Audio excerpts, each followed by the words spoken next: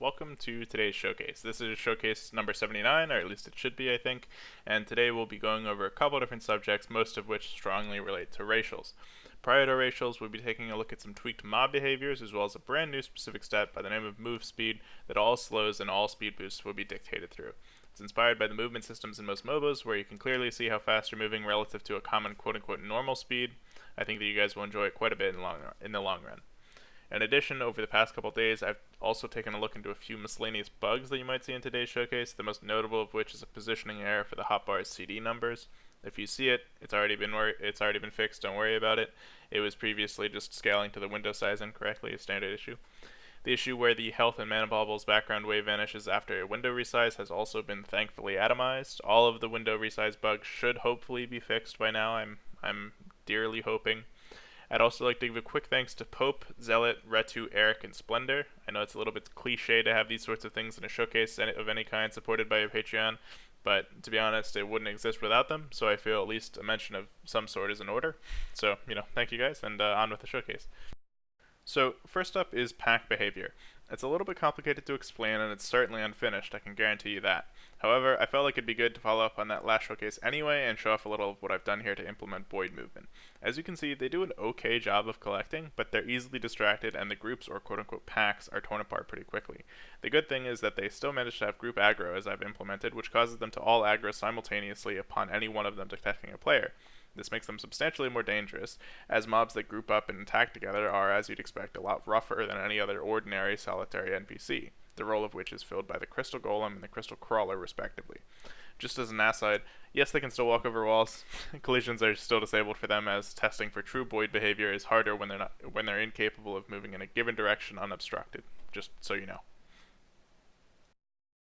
So next up we have the movement speed stat. So I wanted to make this a little bit closer to a MOBA style movement speed, as I said at the beginning of today's showcase.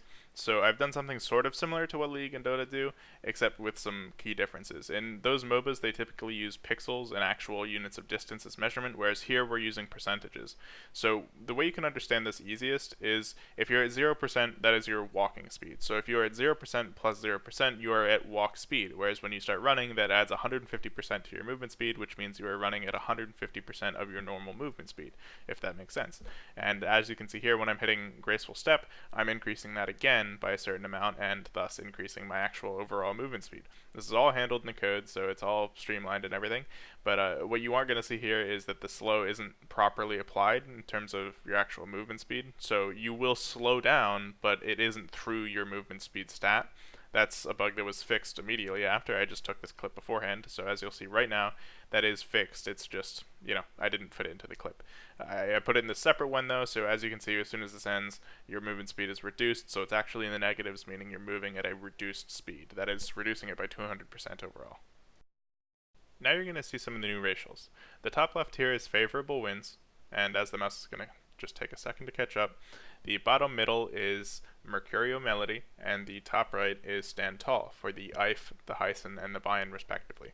Stand Tall for the Vian isn't yet implemented, but both Favorable Winds and Mercury Melody have been fully implemented, each with their own unique mechanics that I think make them very powerful in more ways than one. The goal here was, probably guessably, making them varied enough that they stand out from other spells while also keeping them in line with what I see as the general quote-unquote playstyle of a given race and said race's elemental tree. So first of these is Mercurial Melody, or at least that's the one we're going to show off first. For Mercurial Melody, I wanted something very unique that also fit with the Earth playstyle of Hyson, where you want to focus heavily on CC. So what this does is it sends out 3 pulses, and each of these pulses inflicts a heavier CC. So the first hit pulse inflicts a slow, the second inflicts a heavy slow, and the third inflicts a silence. The goal here was, as I said, to make a heavy CC spell that is unlike any other, and of course no other spell inflicts a silence, or at least an aggressive silence, so this does achieve the goal. The other, though, I think is a little bit more interesting because it has involved a crazy amount of redesign for basically every single projectile in the entire game. Every projectile up until now, or up until this point anyway, was using the existing directional properties of velocity. So, for instance, Fireball was moving in a single direction and it would continue to move in that direction no matter what you did. The projectiles I made, like cavitation, for instance, would arc and curve in their own way because I was using custom angles, but Fireball would never be pushed off course because it was simply moving in that single direction. If it was moving in the east, it would continue moving in that eastern direction. What I've done is now I simulate that direction. So instead of it simply moving in a velocity pre-baked direction, which of course there's no issue with, it's obviously good to have those directions available, I instead find the angle required for that direction and then move it in that direction. That way I can knock it off course if I so choose, as you saw in the beginning of this clip here, and it will continually try to get back in line. And even though it was deflected, it can slowly curve back towards that eastern direction or western direction, whatever it is. That's really cool in my opinion because it even works with, as you just saw here, Tremor, where each of those geospikes is thrown off course and it kind of curves back to try and attempt to reach a direction again, or a directional move again. So it appears the same, but ultimately it isn't the same. One of the biggest things that I think most people mention, though, about this behavior was not actually the deflection, but the behavior of the wind barrier moving around the character. They thought that was really cool to see that kind of orbiting. So here you can see me messing around and kind of just playing around with some different ideas that I had for these kind of orbiting mechanics. And ironically, these orbiting mechanics are actually 100 times cheaper in terms of performance than the actual projectiles themselves, because these pre-baked angles are very easy to find as compared to, something that's dependent upon a target location. So right here I'm using Geospike, and that looks okay, but I think that the cavitation bubbles that are going to pop up in just a second here, no pun intended, look a lot better because the Geospikes are handled in a way that's kind of prehistoric relative to other projectiles, so they look very stuttery, whereas these are very smooth. You can see how they kind of interpolate and slide between different positions as you move. That's also really cool in my opinion because it's not something that I programmed. They don't intentionally slide between different positions, or I suppose they do, just not for this purpose. Instead, that's because of the fact that I interpolate positions to achieve less steps while maintaining the same appearance, if that makes any sense whatsoever. Basically, I try to reduce lag by interpolating and sliding the positions, to reduce jumpiness, I guess you could say. However, here, as you can see, it's kind of an emergent gameplay aspect because they do have this slidey nature that makes them look very smooth between movements, whereas otherwise they would look very jittery and they'd practically teleport between locations. So I'm very happy with the way that turned out. It looks awesome in my opinion. So here you're not going to see anything too special. This is basically going to be a playground for some of the projectiles. I hadn't actually gotten the opportunity to test any of these. I had rewritten basically all of the code for all of the projectiles in the game and all of their different trajectories, but I had never had the chance to actually put them to the test other than maybe cavitation or something like that a couple times. So I decided to record it for the first time and make sure that there weren't any bugs, and obviously if there were bugs I would have just scrapped it, but whatever the case, you see me here grabbing some of the stranger projectile causing spells, like Gravity Crash, which is not necessarily the strangest, but it does produce a very odd looking projectile, which more seems like a AoE almost. However, despite that fact, it still gets thrown off course perfectly. The first example here isn't that perfect because you still get hit, but in the second example that'll come up in just a second, you'll see what I mean, and that it does get thrown off course very successfully. And you can see even that Geospike curves back towards the target.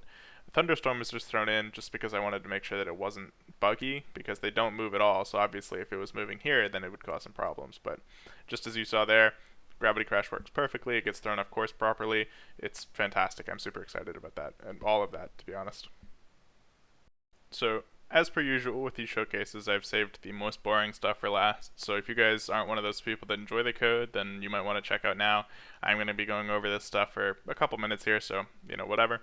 This stuff here is just the redone spell code, so this is what I've changed since last time. This is the old kind, and this is the new file. I've reworked all of the variables across dozens upon dozens of files and thousands of lines to use proper camel case. This is something that I just neglected to do prior, so, that's that.